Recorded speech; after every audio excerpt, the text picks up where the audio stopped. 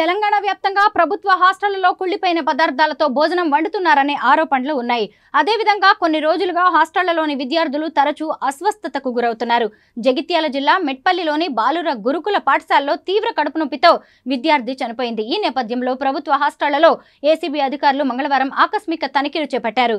హైదరాబాద్లోని BC, SC, minority సంక్షేమ హాస్టళ్లలో ఉదయం నుంచి తనిఖీలు నిర్వహిస్తున్నారు. హాస్టళ్లలో ఆహారంతో పాటు సౌకర్యాలపై ఆకస్మిక సోదాలు జరుగుతున్నాయి. నిజామాబాద్ జిల్లా కేంద్రంలోని ప్రభుత్వ షెడ్యూల్డ్ కులాల బాలికల వసతి గృహంలో ఉదయం నుంచి ఏసీబీ అధికారులు సోదాలు నిర్వహించారు.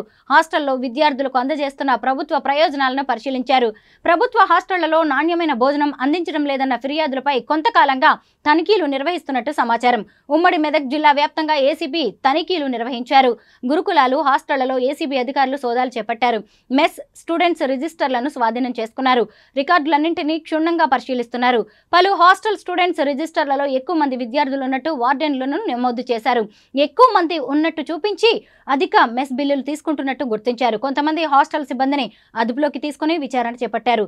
రాజన్న సిరిసిల్ల జిల్లా డీఎస్పీ ఉదయ్ రెడ్డి ఆధ్వర్యంలో ఏసీబీ తనిఖీలు కొనసాగాయి.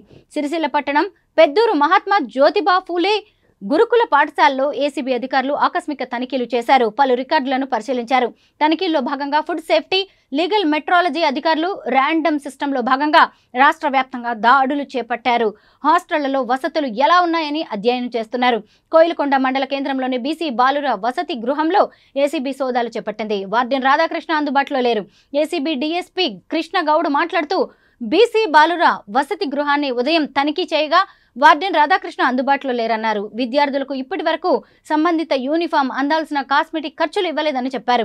ఇలా పలు జిల్లాల్లో కొనసాగుతున్న దాడులపై మరింత సమాచారం రావాల్సి ఉంది.